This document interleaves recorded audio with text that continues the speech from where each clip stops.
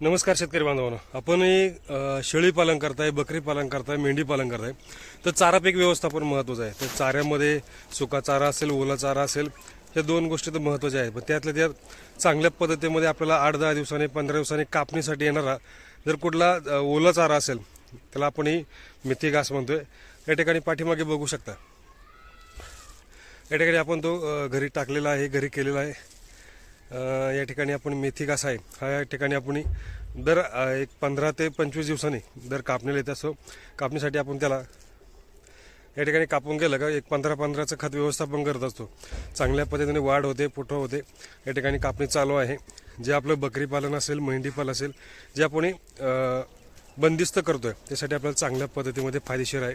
तर तुम्ही या ठिकाणी जे चारा करणार असाल तर त्याला ओल्या चाऱ्यामध्ये हा एक पर्याय आपल्याला खूप फायदेशीर ठरणार आहे. त्याच्यानंतर ना दशरथ घास असेल किंवा काडी गवत असेल त्यासाठी फायदेशीर राहायचे, पण आपली ओल्या चाऱ्यामध्ये मेथी घास हा आपल्याला एक चांगला पर्याय. निश्चितच माहिती आवडली असेल तर व्हिडिओला लाईक करा, शेअर करा, आपल्या शेतकरी बांधवांना पाठवा.